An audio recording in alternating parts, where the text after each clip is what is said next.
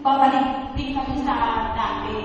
Pero nandun yung desire ng puso ko na gusto ko sumama, Lord. Pero ano po ang dapat kong gawin kasi lahat naman tayo nangangailangan sa mga pinansyal.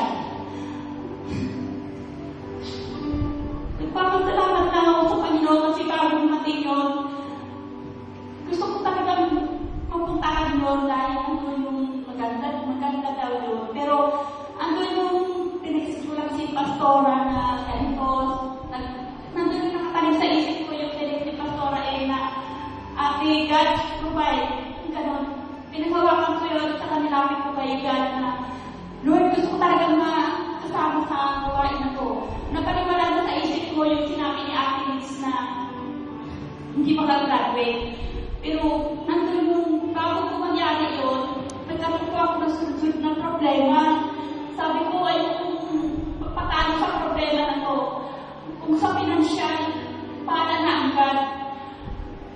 Ilang araw bago dumating yun, nag-text yung kapatid ko na ang kapatid ko raw po ay nasa ospital. Hindi ko po alam kung anong gagawin ko, pero bigla ko naalala na Lord, nandiyan ka. At saka nandun yung time na yun na may pumunta sa bahay ko, kumari ko, na yun din para mismo ang ginawa ng God na makatulong sa akin, makatulong din ako sa kapatid ko, sa pinansyal. Ano yung ano ko kay God kasi hindi niya ako pinapabayaan. Sabi ko, Lord, pupunta ako sa EJR, pero bakit ang dami ko ng problema na dumating sa akin, wala akong pinansyal, hindi ko alam ang gagawin ng mga anak ko, pero napakabuti ng God bago pumunta sa EJR na yun. Nag-provide niya sa akin at nagkaroon ako ng kapayapaan na umalis man ako.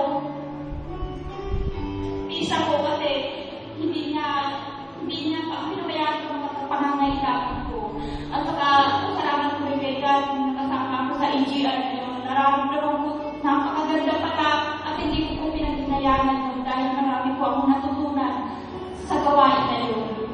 At nandun yung salamat sa Panginoon kasi yung kumbaga sa ano yung pinasaan sa aming pangalan.